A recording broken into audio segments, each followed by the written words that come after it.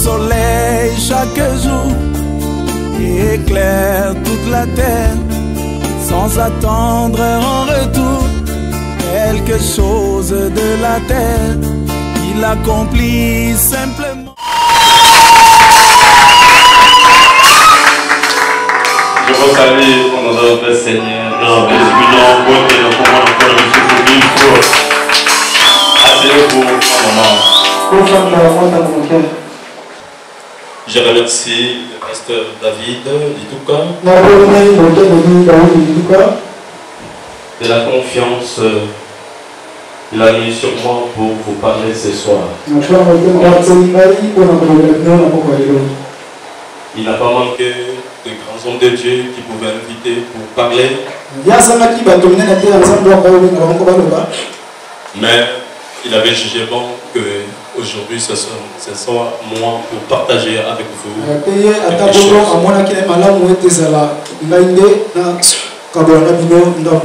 Je vous remercie aussi de votre présence.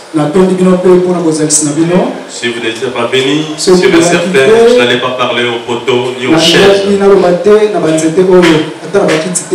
Je remercie aussi Jubilé Tabernacle, la petite église que Dieu m'a confiée.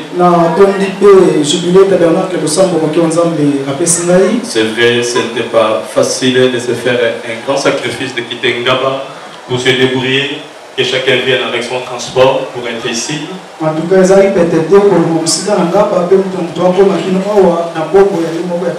Tout ça parce que non seulement pour qu'ils me soutiennent, mais qu'ils soutiennent aussi ces jours de réveil.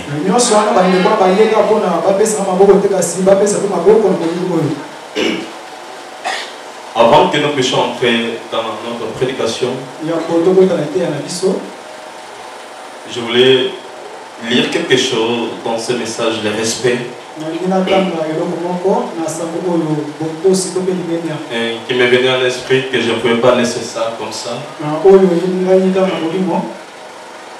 C'est les conseils que le prophète lui donnait au cas des enfants irrévérenciés qui ont été bouffés par des ours.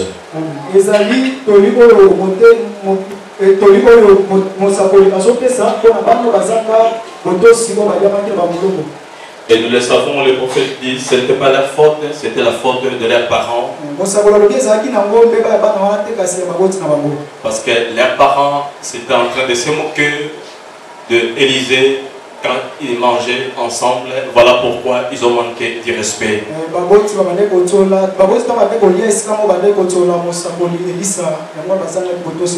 Et voilà pourquoi quand ces enfants se moquaient de l'olivier chauve, il les a maudits et les autres sont venus, ils les ont bouffés.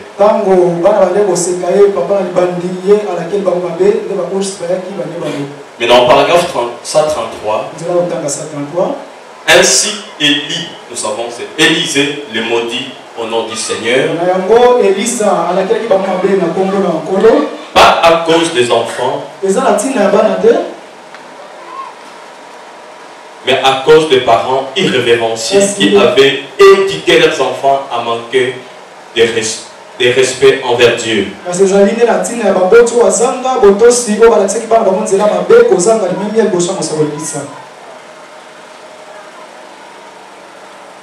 Donc, des ours sortirent et en tuèrent 42. C'est de l'irrévérence. Dieu réclame le respect. Lorsqu'ils manquèrent de respect envers son prophète, ils manquèrent de respect envers lui. Mais s'ils ne croyaient pas, ils auraient dû garder la bouche fermée et ils restaient éloignés de cela. Mais non, il fallait qu'ils y mettent les grains de sel. Il fallait qu'ils disent quelque chose qu'ils n'auraient pas dit durs. Donc, c'est les conseils que les prophètes nous donnent.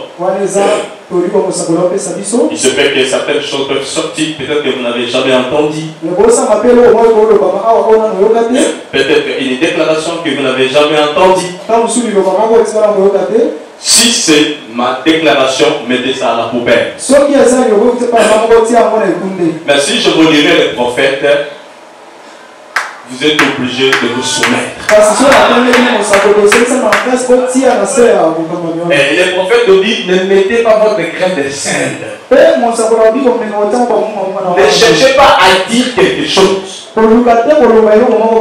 Il y avait des hommes de Dieu beaucoup, c'est ce que je pouvais leur dire. Évitons de chercher toujours à dire parce qu'il faut dire.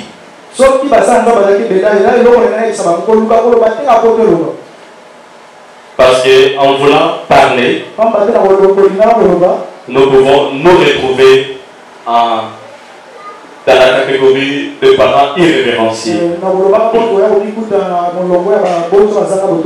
Amen. Maintenant, je vous demande de vous mettre debout. Nous allons lire 1 Chronique chapitre 13. Le chapitre entier, c'est-à-dire du verset 1 à 14. Et nous allons lire aussi Marc chapitre 7, verset 1 à 7. Parce que ce sont les deux passages que le prophète a utilisés pour prêcher, essayer de rendre mes prêchés en novembre 1965.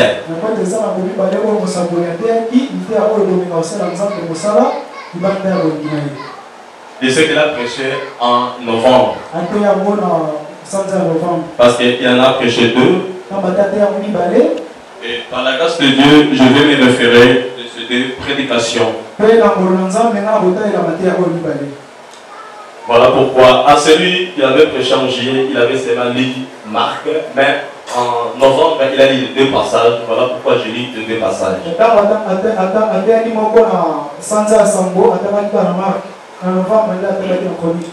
Ok. David est un conseil avec le chef des milliers et des centaines, avec tous les princes. David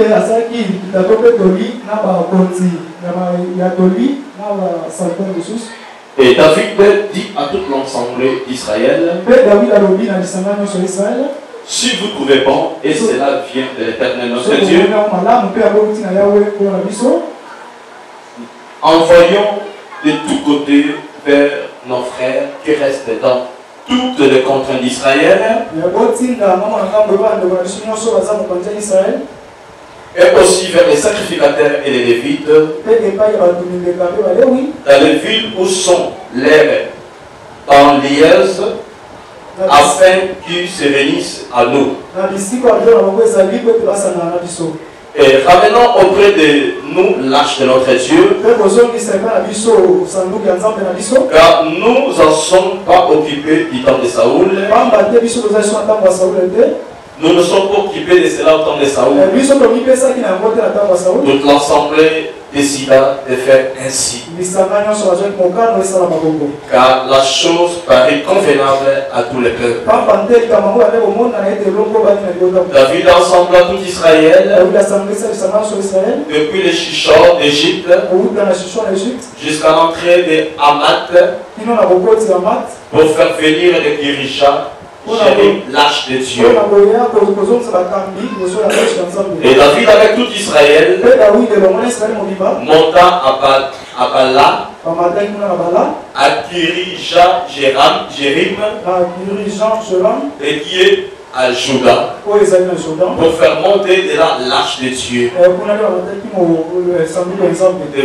devant laquelle est invoqué le nom de l'Éternel qui réside entre les chérubins. Ils mirent sur un char neuf l'arche de Dieu, qu'ils apportèrent de la maison d'Abinadab. Uza et Acho conduisaient les chars. Devant David et tout Israël dansaient devant Dieu de toute leur force. En chantant et en jouant des harpes, des luttes, des tambourins, des cymbales et des trompettes. Lorsqu'ils firent arriver à l'ère qui tombe, Uza étendit la main pour saisir l'arche, parce que le bœuf la faisait pencher. La colère de l'Éternel s'enflamma contre Uza, et l'Éternel les frappa parce qu'il avait étendu la main sur l'arche. Uza mourut là devant Dieu. David fut irrité de ce que l'Éternel avait frappé Uza d'un tel châtiment. Et celui a été appelé jusqu'à ce jour Péré Uza. David eut peur de Dieu en ce jour-là. Et il dit, comment ferai-je entrer chez moi l'arche de Dieu? David ne retira pas l'arche de chez lui dans la cité de David. Et il a pu conduire dans la maison d'Obed et donc de Gad. L'arche de Dieu resta 3 mois dans la maison d'Obed et Edom, dans sa maison. Et l'Éternel bénit la maison d'Obed et Edom et tout ce qui lui appartenait. Pour gagner du temps, nous allons lire juste le verset 7 dans le livre de Marc. Marc chapitre 7, verset 7.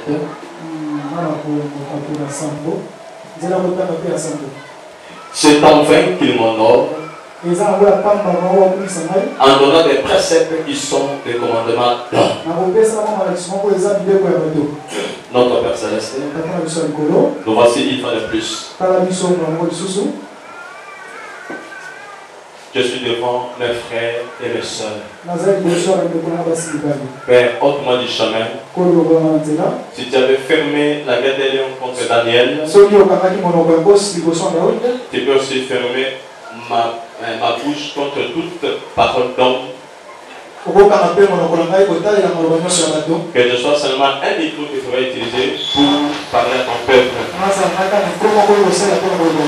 Et je suis là qui est en train de dire ce que le prophète William Branham a dit. Ainsi que tout esprit qui ne confesse pas ton nom, nous les chassons de nous au nom de Jésus-Christ. Nous prenons tout esprit sous notre contrôle au nom de Jésus-Christ. Amen. Vous pouvez vous asseoir. Essayez de rendre un service à Dieu sans que cela soit la volonté de Dieu. Donc, qu'est-ce qui nous attire déjà l'attention? Donc, il s'agit d'un volontaire qui veut rendre un service à Dieu. Donc Dieu ne lui a pas dit de le faire, mais il juge bon de le faire. Donc notre histoire commence avec le roi David. Et le prophète nous dit David est aussi le type du pasteur. C'est ce qu'il dit dans essayer de rendre un service à Dieu du 27 novembre 95. 65 plutôt. Donc ce qu'il avait prêché en novembre, il y a ce qu'il avait prêché en juillet, mais celui qu'il avait prêché en novembre, paragraphe 307. Alors, quand cet homme est mort, c'est-à-dire Uza, c'est là que David, qui avait l'onction, a vu en quoi il avait mal agi. Oh David, toi qui es pasteur, ne vois-tu pas les credos morts et les dénominations mortes auquel tu restes attaché? Donc quand on parlera de David, comprenez, c'est l'image de pasteur. Donc, tout pasteur est toujours dans la joie de chercher un réveil de venir dans son église. Il n'y a aucun pasteur, à moins qu'il soit comme un pire aventurier, qui ne peut pas se soucier que les réveils viennent dans son église. Mais le prophète nous rappelle que nous ne puissions pas tomber comme David. Alors, qu'est-ce que David avait connu comme rêve? Il avait de bons motifs. Il avait de bons objectifs. Il avait même de bonnes intentions. Du moment de Saoul, l'arche était loin du peuple d'Israël. Alors l'arche représente toujours la parole. Alors il avait l'intention que la parole rentre dans son église. Donc c'était pasteur à féliciter et à applaudir. Mais le prophète nous dit, remarquez que quand il a eu l'inspiration, l'inspiration était venue à lui. Ce n'était même pas au sacrificateur. Ce n'était même pas à un prophète qui était avec Nathan. Amen. Amen. Mais c'est lui qui avait eu l'inspiration. Alors, j'aimerais lire d'abord quelque chose sur ce que déjà hier vous nous avez introduit sur le prophète Amos. Je crois savoir si attirer votre attention. Parce que Amos, il était comme nous avons écouté hier. Il était un prophète qu'on appelait un prophète mineur.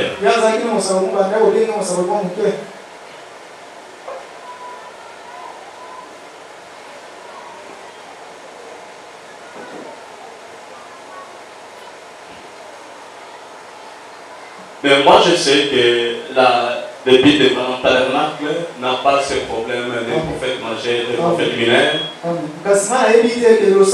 Je sais.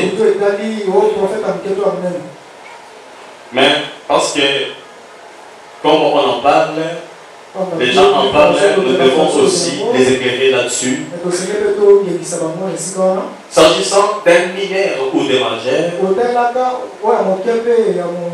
ce qui est important, le prophète dit, ils ont l'ainsi dit les seigneurs.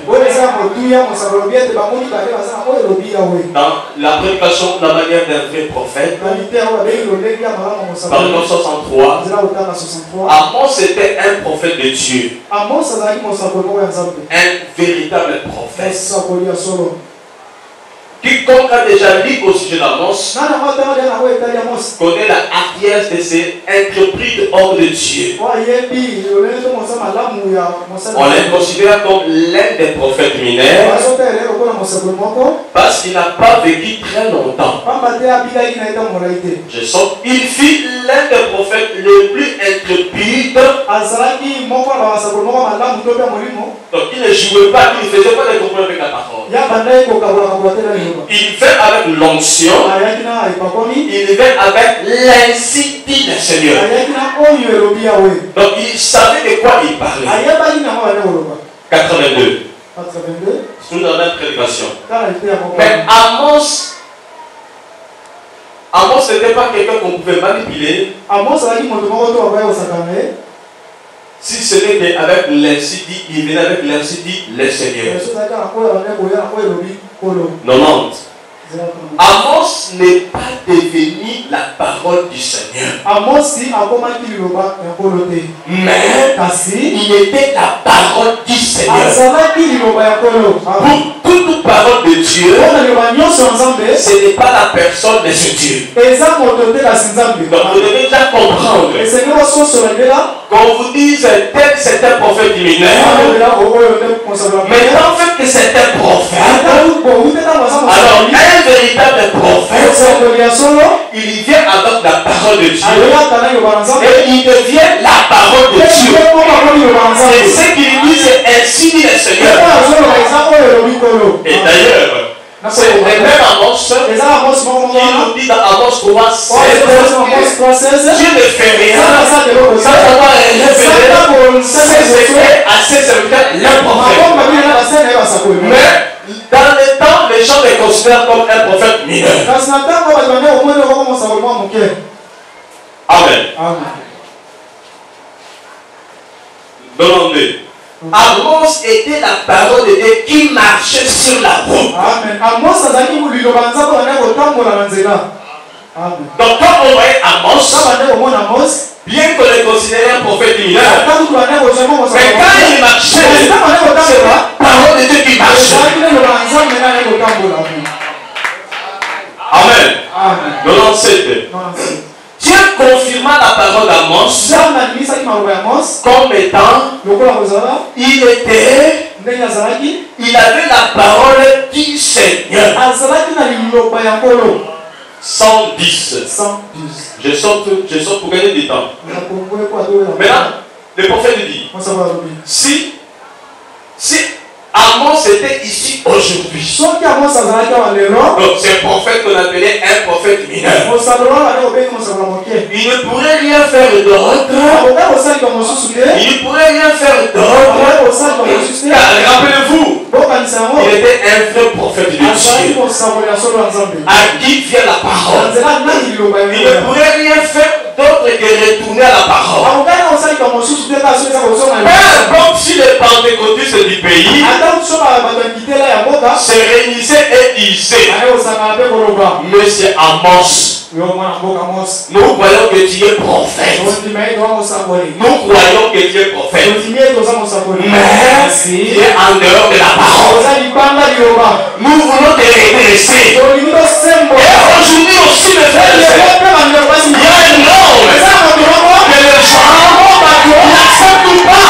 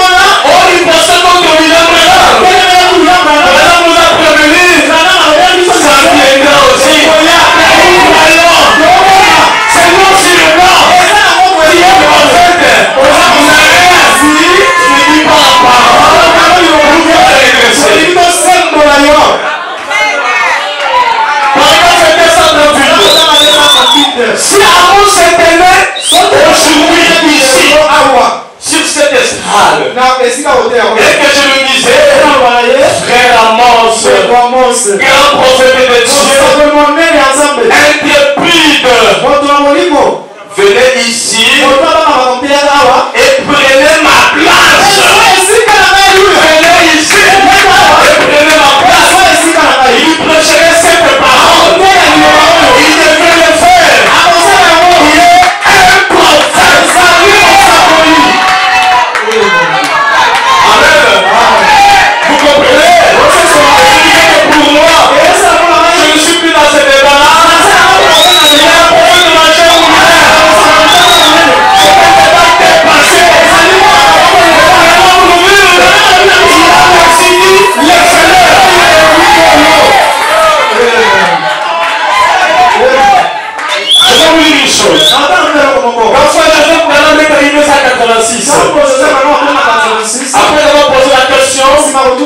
tous ces gens sont des croyants. Il dit oui. Après avoir dit, il va ajouter une phrase. Si vous ne croyez pas comme moi, vous ne serez pas là.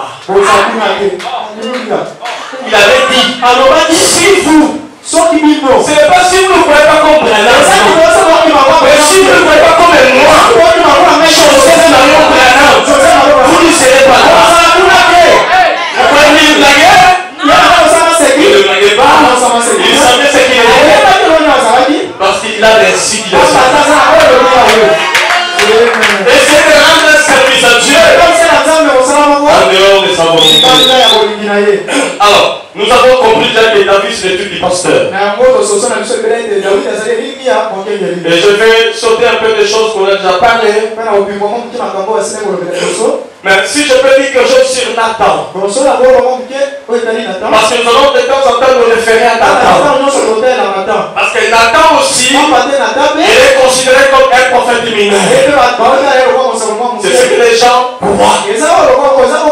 Parce qu'il considérait Samuel comme étant un prophète majeur. Il était parti, mais Nathan c'était un mineur. Mais Nathan était comme Amos.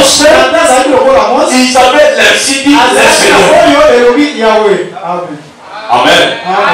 Ok, je prends dans essayer prêcher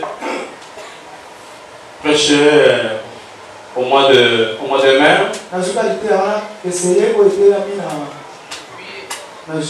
Oui, au mois de juillet. Mais avant ça, je prends d'abord dans les messages être conduit, prêcher le 7 décembre 65. Paragraphe 124. Il y avait dans le pays Nathan, un prophète confirmé devant Dieu. Mais on ne le considère même pas. C'est le prophète Balaam qui nous dit qu'il était un prophète confirmé.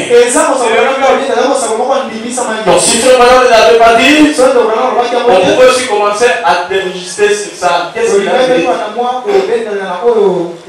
Donc nous voyons que Nathan, au paragraphe 48, remarquez.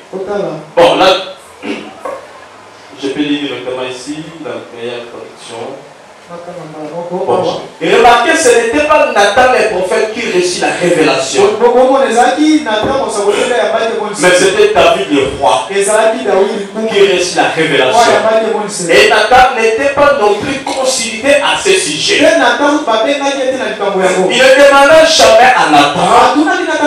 Mais avez-vous lu ici dans 1 Chronique? C'est ce que nous avons lu. Et David, il consulta des chefs de milliers et des chefs de centaines. Mais il ne consulta pas Nathan. 84. Le prophète nous dit, voilà pourquoi il n'a pas prêté attention à Nathan.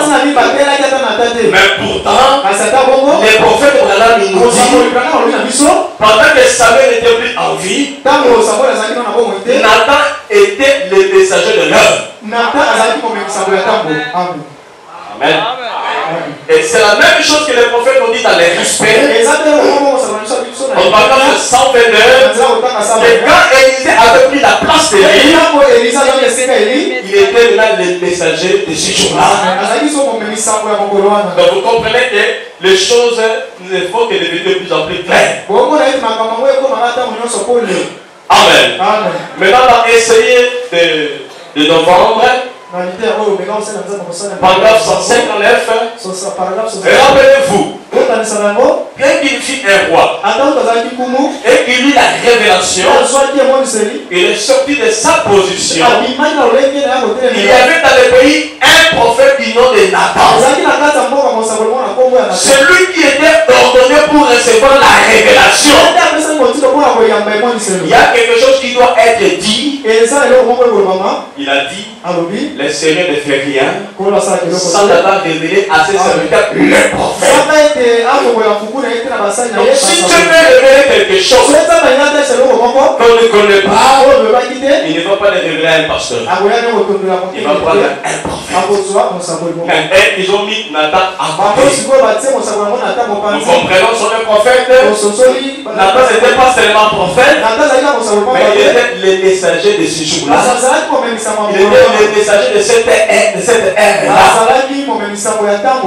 Mais dans toujours les grands âges du prophète Samuel. Oui. Voilà pourquoi.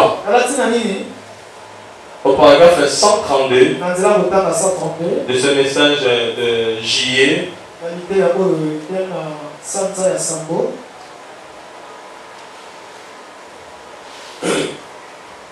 Ils avaient déjà commis une erreur. Deux erreurs. Premièrement, ils ne considèrent jamais Nathan. Ensuite, ils allèrent là-bas sans avoir consulté la parole de Dieu. Samuel était la parole en ces temps-là. Ils ne consultèrent jamais la parole du Seigneur. Et en faisant ainsi, ils agirent contrairement à la parole de Dieu. Et cet homme est pauvre qui avait été les gardiens de l'arche. C'était un évêque pensant, je ne veux pas qu'on laisse tomber Dieu. Il posa donc sa main sur l'arche. Lui qui n'était pas un lévite, et il mourut. 3 erreurs. Donc la première erreur, les faits qui n'ont pas consulté Nathan, qui était les messagers de ce jour-là, c'était des prophètes vivants. J'ai souvent posé la question aux amis ministres. Moi je suis pasteur, je suis évangéliste. Vous faites un travail, n'est-ce pas? Mais comment Dieu aussi peut nous parler? Il y a un prophète dans les camps et ce prophète est chômeur, il ne fait rien. Non. Si nous sommes appelés et nous faisons quelque chose, et maintenant s'il y a un prophète dans les camps, comment il peut marquer à faire quelque chose? Non, c'est pas les gens ne saisissent pas la vision de comprendre qu'est-ce que ce prophète fait. Et tout cela, ça nous amène à quoi? Ça nous amène à quoi?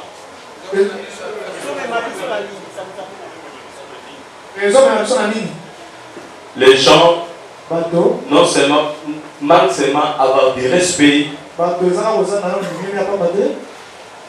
Ils manquent seulement du respect, ou ils ne comprennent pas tout ce qu'il fait dans la vie. J'aimerais d'abord que vous puissiez comprendre.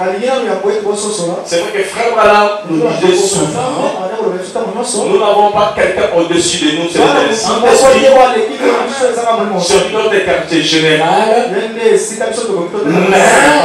il a aussi dit,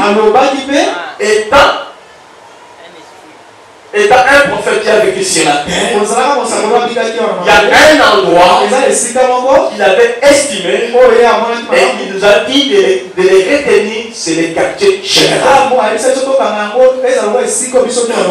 Je lis 3 passages là-dessus.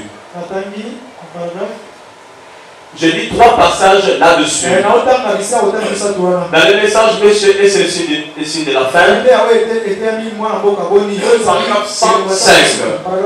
Bien que je m'en aille à l'ouest, cela ne veut pas dire que je quitte ce tabernacle. C'est ici l'église que le Seigneur Dieu m'a donnée.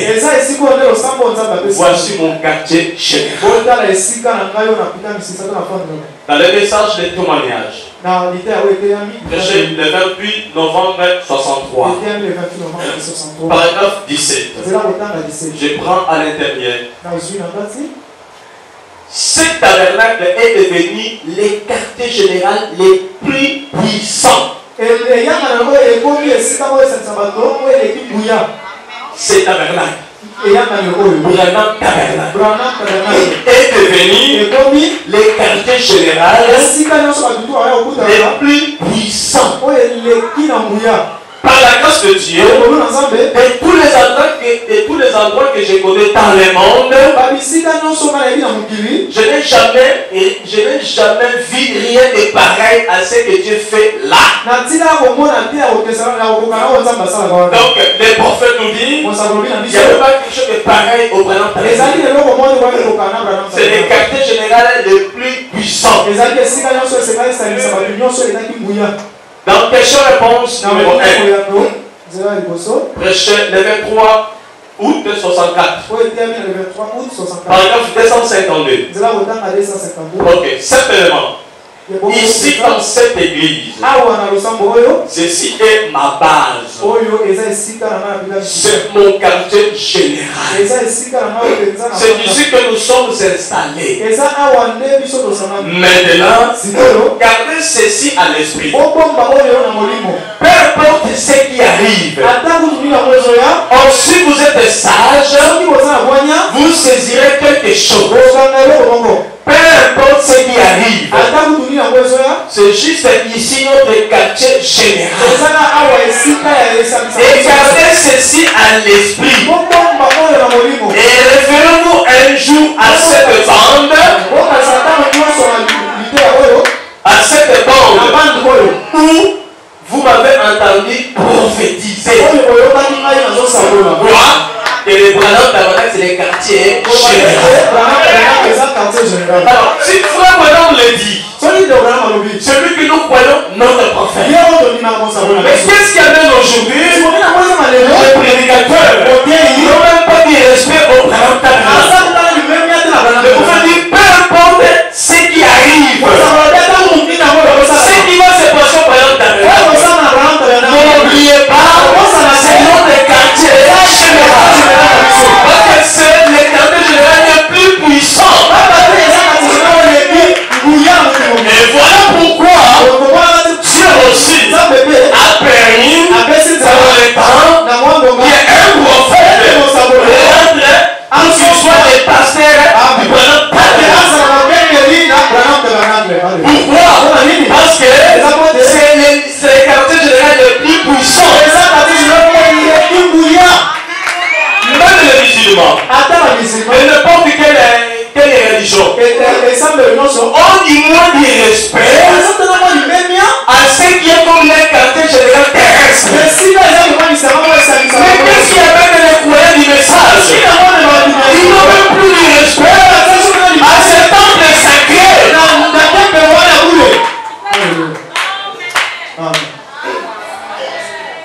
Qu'est-ce qu'il ne va pas, mes frères et sœurs? Et nous voyons les gens qui commencent à analyser pourquoi on écoute les bandes.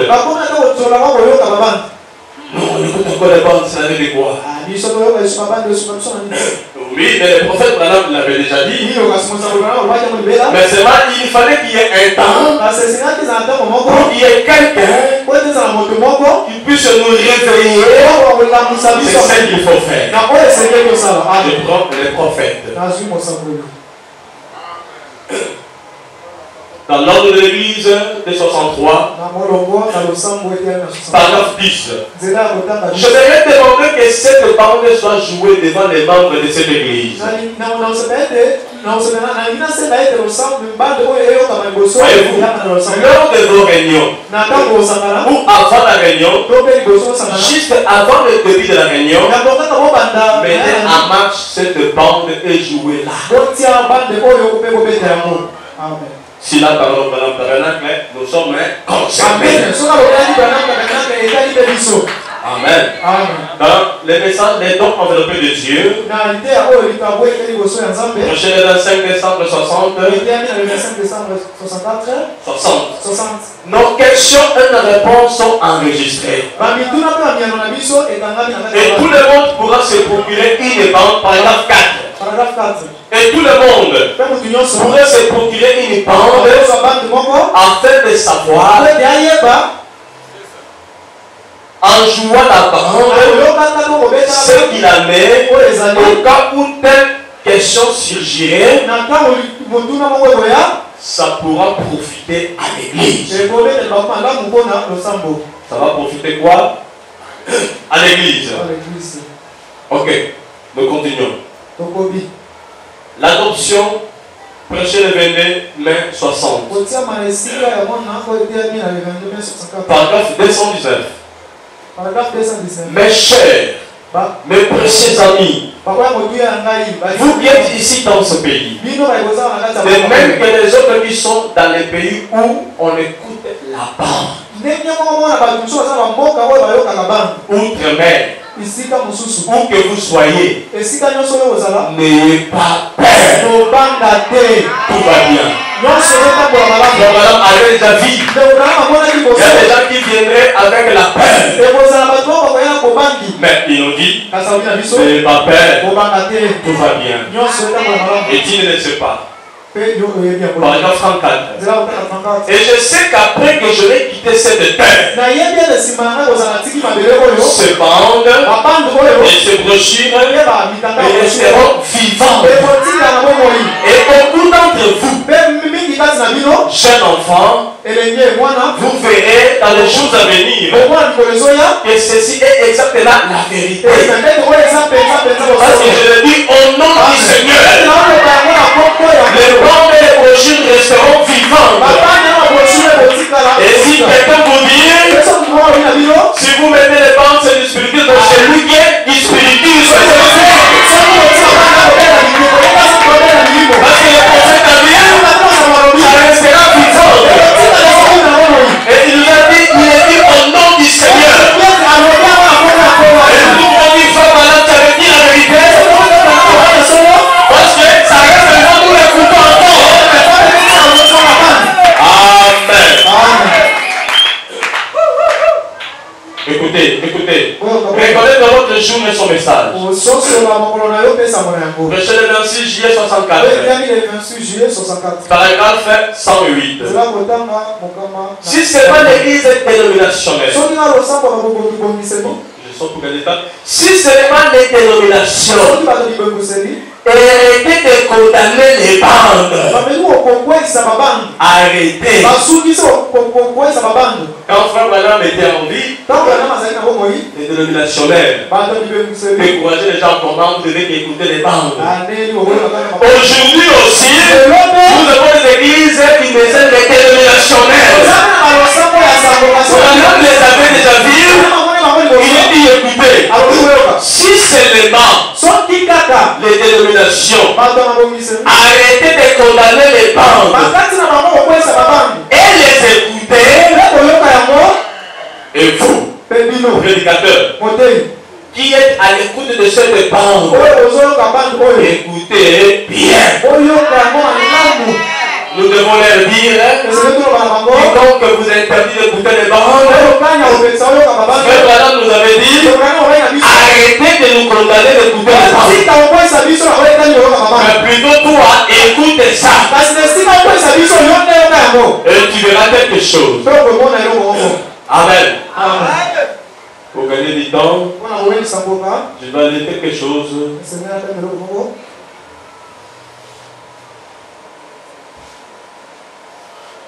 Dans les questions-réponses numéro 1, prêché le 23 août 64, paragraphe 201. Écoutez, je vais faire une bande de telle sorte que même si quelque chose m'arrivait, les frères puissent alors la faire écouter aux églises après mon départ. Il fait la bande pour qu'on fasse quoi? Non, c'est pas l'écouter dans nos maisons.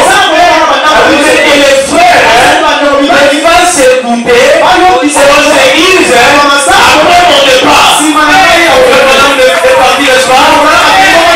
Est-ce que vous les écoutez ou pas? Si vous n'écoutez pas les bandes dans nos églises, c'est-à-dire vous ne respectez pas où il est maintenant. Il vous a dit, après son départ, on doit faire écouter les bandes dans les églises. Je n'ai pas dit que les prédicateurs ne vont plus prêcher. Les prédicateurs vont prêcher. Mais on doit aussi couler les pays aux églises. Sinon, on ne respecte pas sur une personne. C'est lui qui a dit ça. Amen. Si vous êtes d'accord, levez vos mains. C'est lui qui a dit ça. Voilà pourquoi dans mon église. L'église que Dieu m'a confiée. Je prêche. Mais on écoute aussi les bandes. Je peux respecter ce que les prophètes a dit. Amen. Ok, maintenant nous pouvons évoluer. Nous tous nous connaissons les 5 conditions indispensables que le prophète dit qu'on doit remplir pour rendre un service à Dieu.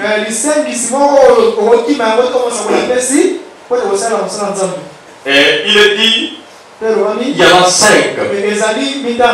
Dans les deux essayés, il est dit, mais je vais prendre dans celui de Juillet. Parce qu'il est dit en commençant au paragraphe 108.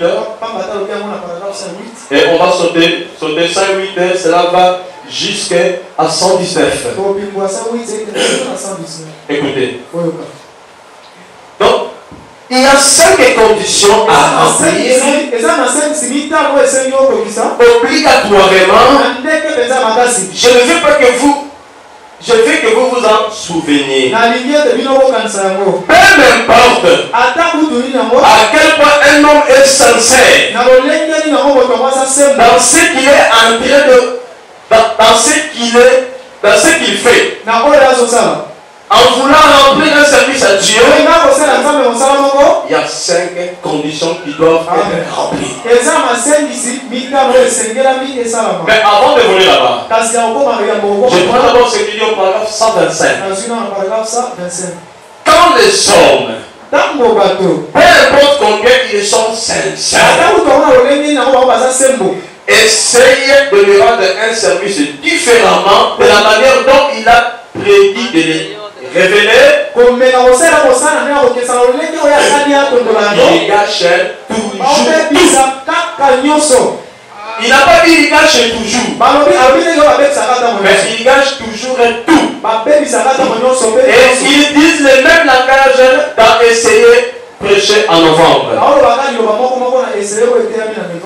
Paragraphe 266. Écoutez.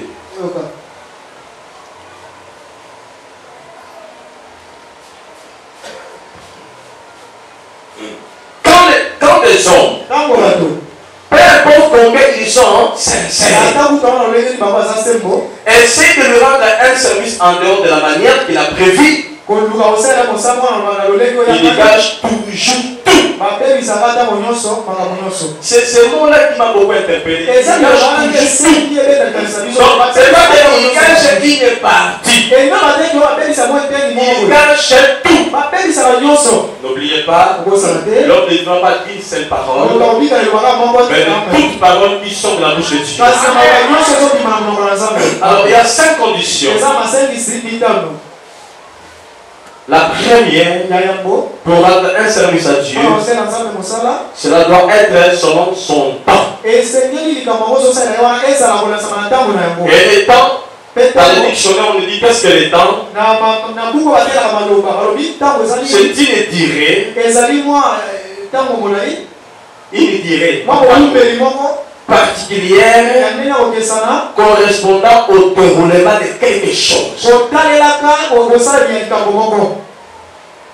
Ou c'est aussi une période ou un moment particulier. C'est ça le temps. Mais tandis que la saison, c'est une période annuelle d'activité.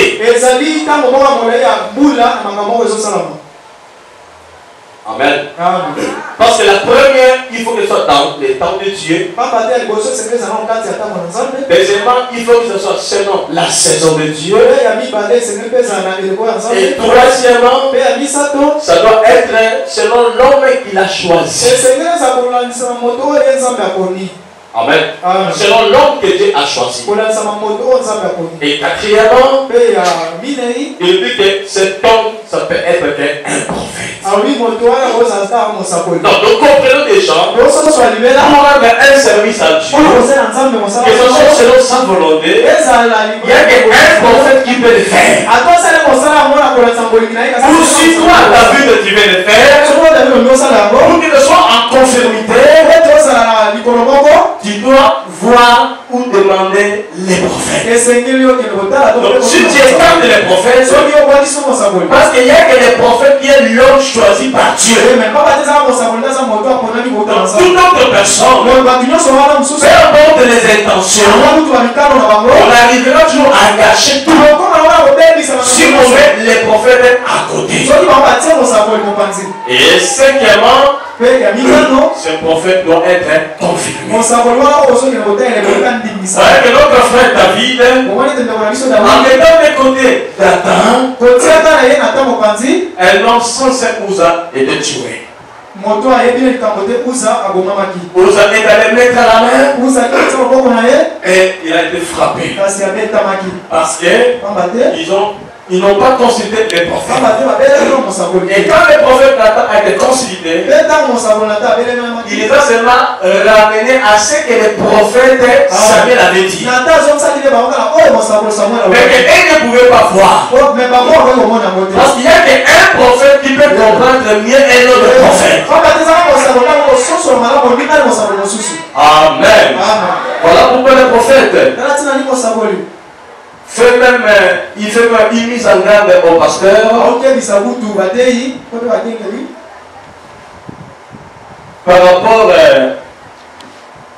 par rapport au prophète. Il est dit d'essayer de novembre, paragraphe 237, vous le pasteur, donc moi, pasteur David et les autres, vous le pasteur, vous ne deviez jamais dire à un prophète ce qu'il doit faire. Non, il a dit ça pourquoi? Non, le prophète nous dit, nous n'avons pas à donner des leçons à un prophète. N'oubliez pas, il y a des vrais et il y a des faux prophètes. Dans les temps de Jérémie, on avait Jérémie qui était un vrai prophète. Et il y avait aussi Anania qui était un faux prophète. Parce que Jérémie avait prophétisé dans 70 ans, il devait retourner après la captivité. Mais Anania est venu, a dit c'est dans 2 ans. Mais aujourd'hui aussi, nous avons aussi des prédicateurs, nous avons aussi des pasteurs, parce qu'une fois ou 2 fois il avait vu, semble-t-il, une vision. Il se dit que lui aussi est prophète. On ne va pas discuter.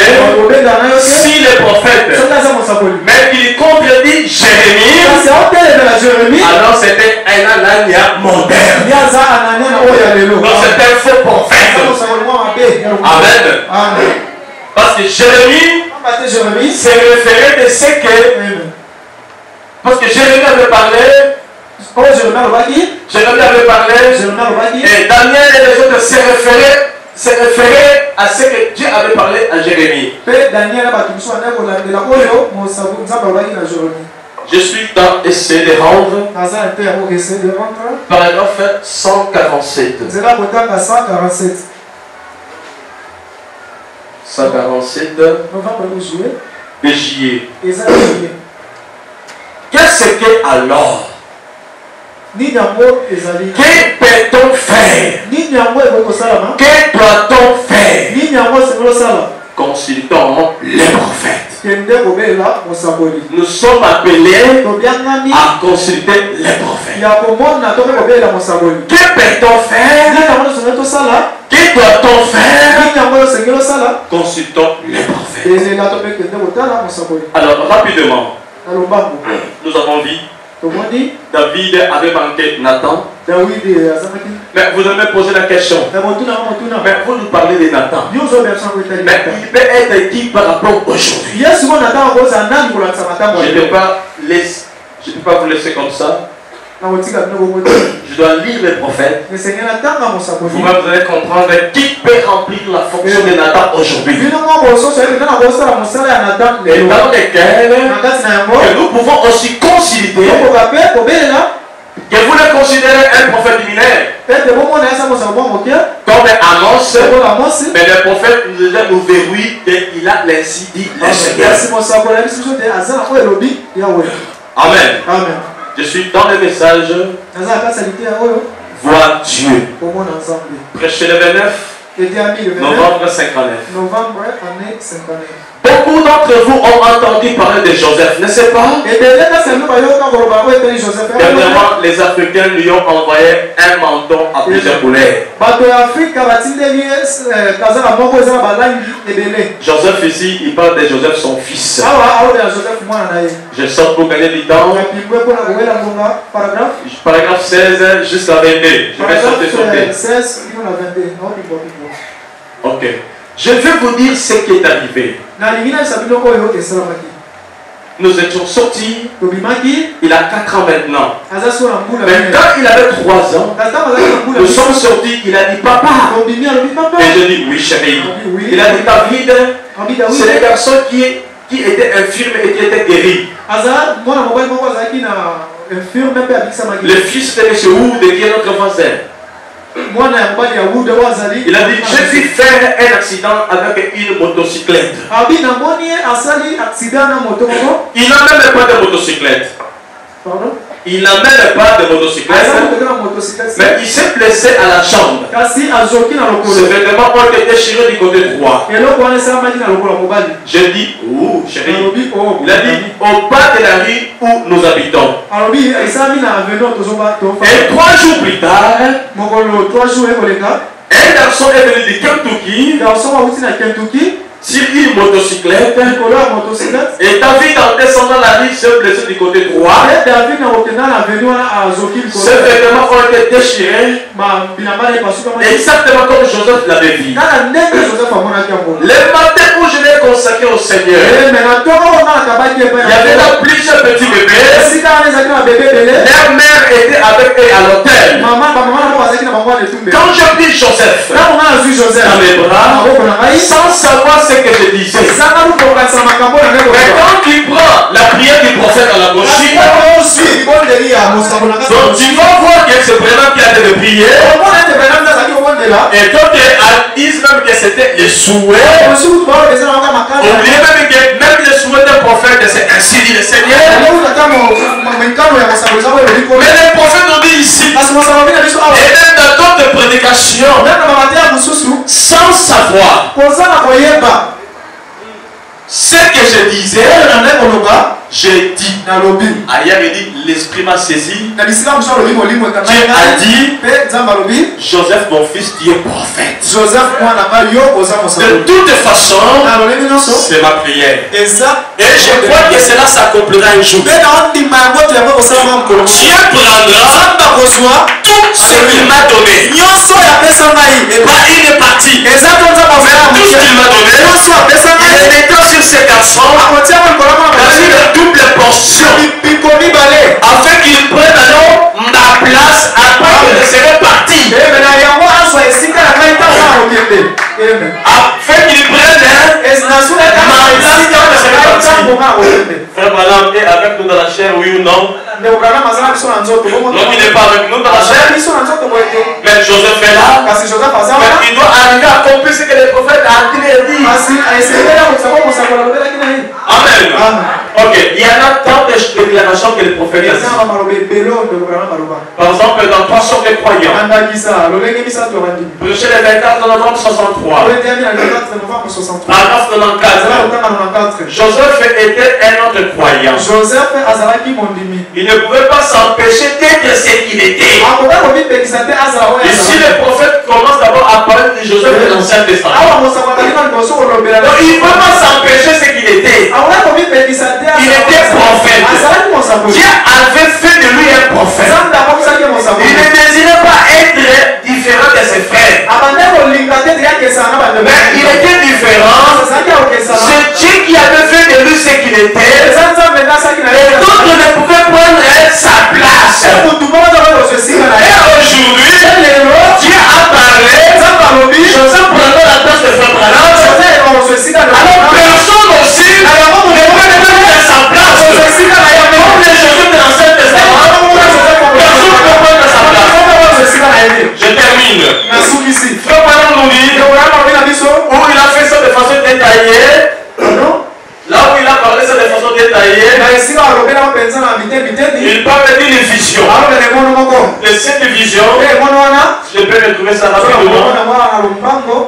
Il parle de cette vision où il avait vu qu'il était en train de prêcher. Mais après un moment, il devait parler de deux points culminants. Mais quand il a terminé le premier point, les gens ont commencé à avoir la faim. Et quand les gens commencent à avoir faim, les gens commencent à sortir.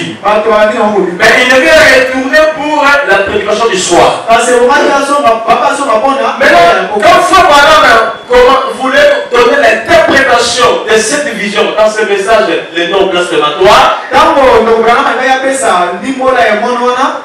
si vous lisez ça, quand Frère Branham a commencé, il s'est arrêté. Il n'a plus donné la suite de l'interprétation. Mais aujourd'hui, Frère Joseph Branham nous donne l'interprétation de cette vision. Il nous dit cette vision que Frère Branham avait vue, ça s'accomplit maintenant. Il dit les petits pains que les enfants, que les gens sont sortis pour aller manger pour les familles. Quand ils avaient terminé les prêts de service, il dit c'est les prédications des prédicateurs. Donc les enfants étant affamés, ils devaient manger. Ils sont allés chercher les petits pains, les biscuits, ce sont les prédications des prédicateurs. Mais il est marqué, Frère Branham devait encore rentrer pour avoir la réunion du soir. C'est là que Frère Joseph nous dit, mais écoute les frères de Frère Branham maintenant, c'est le laisser parler à l'église dans la chair. C'est ça l'accomplissement de cette division de nous blasphématoires. Que l'église ne peut pas se contenter d'écouter que les prédicateurs, ce sont des petits biscuits. Vous avez tout le monde de manger la main cachée. Voilà pourquoi lui, Joseph, était un prophète. C'est-à-dire celui qui a ainsi dit le Seigneur. Il nous dit, l'Église aussi a les droits d'écouter les prophètes à la chair. Si vous ne voulez pas l'écouter, vous laissez qu'écouter les prédicateurs. Vous êtes encore dans les premiers points éliminants. Vous pensez que les petits biscuits, on l'épouse, il doit avancer. Et dans les séries même ici, on peut nous dire l'épouse est choisie par la parole des prophètes. Et si vous lisez là-bas, il n'a pas dit par la parole du prophète, mais par les paroles des prophètes en pluriel. Les pluriels commencent par deux. Mon frère, ma soeur, où sommes-nous? Essayez de rendre service à Dieu en dehors de sa volonté. Nous avons Frère Branham. Ma chère, il n'est pas là, il est parti. Mais les gens vont dire l'église.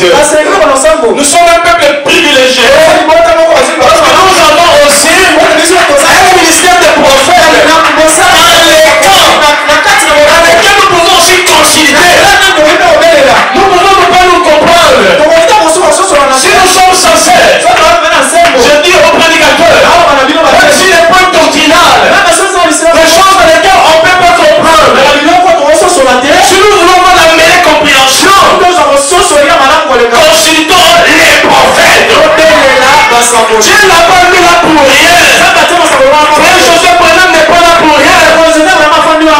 Le prophète nous dit consultons les prophètes. Et je crois bien, nous serons sont éclairés. Voilà ce que je voulais partager avec vous, mes frères et sœurs. Si vous voulez essayer de rendre ce service à vous devez être derrière un prophète. Ceux qui mettent les chaussures maintenant à l'écart, ils auront tous les ministères avec eux, mais ils manqueront un prophète avec eux. Moi j'ai le privilège, quand les choses ne marchent pas, je lui écris, et par la grâce de Dieu il me répond aussi. Quand quelque chose ne marche pas, Joseph, le prophète de Dieu Tout-Puissant, voilà ça et ça et ça, et quand il brûle, il y a toujours la solution.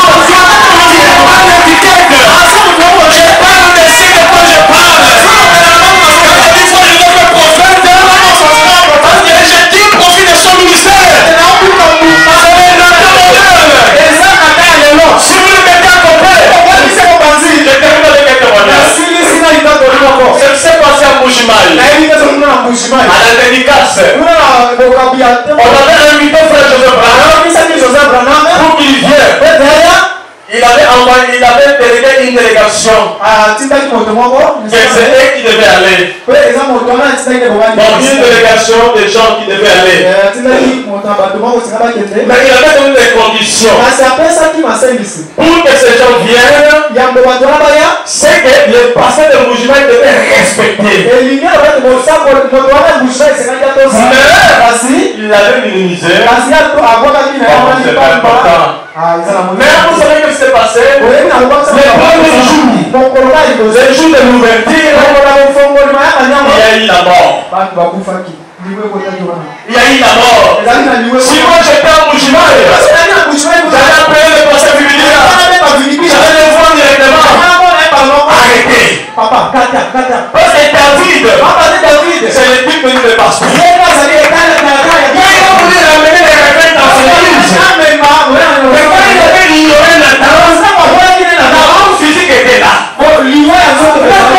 Vous organisez des telles manifestations.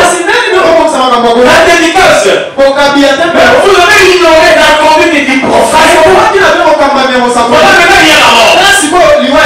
C'est-à-dire arrêter. Ils ont pris ça comme un fait divers. Mais pour moi, la parole de Dieu s'est répétée. Et réellement, il y a un Nathan au milieu de nous.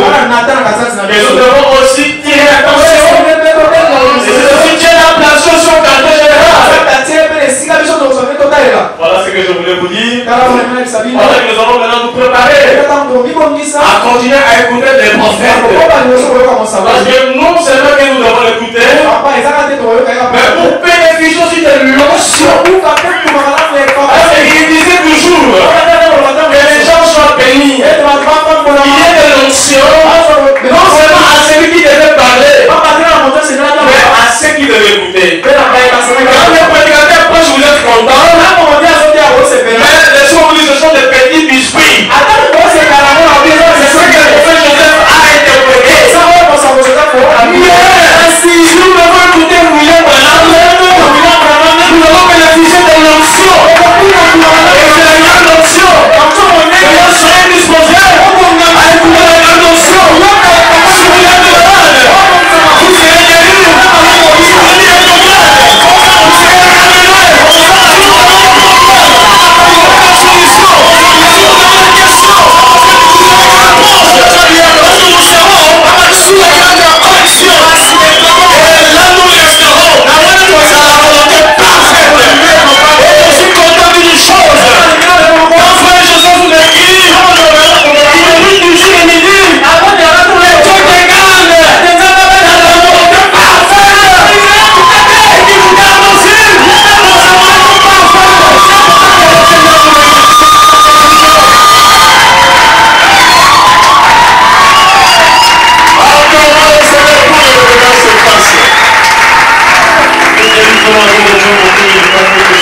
Nous aimons que tels Éphésiens 4.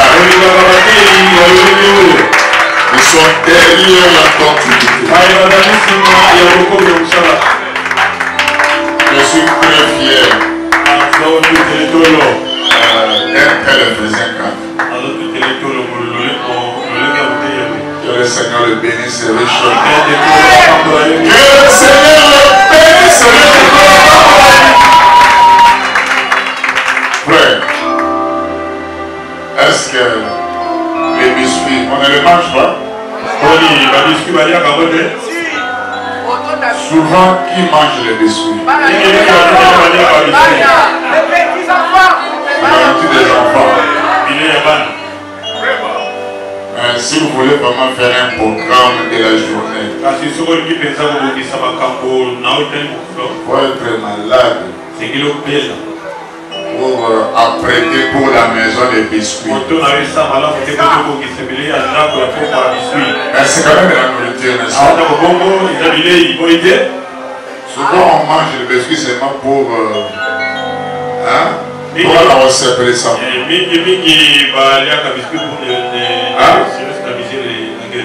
N'est-ce pas?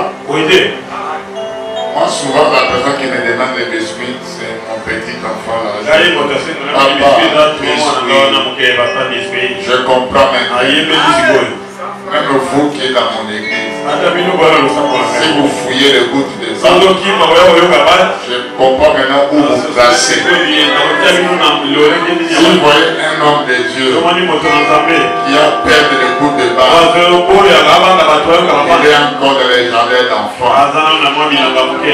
Ne regardez pas son âge biologique.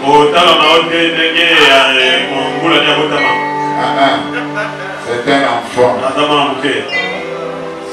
C'est mon petit Joseph.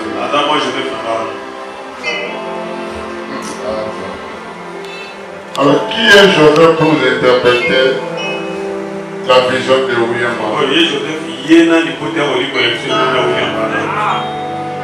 Il voit une nuée à la forme du cœur. Il nous dit, chaque fois que vous regarderez cela, dis seulement, je t'aime, Père, pour que ça fasse quoi dans ma vie. Si je refusais de le dire, qu'est-ce qui va m'arriver? Et si je le disais, qu'est-ce qui va m'arriver? Vous voyez, vous êtes en retard. Vous ne voyez que ça. Branham lui-même dit que c'est déjà des histoires. Mais l'actualité, c'est la nuée à la forme du que le Seigneur bénisse. Que le Seigneur vous bénisse.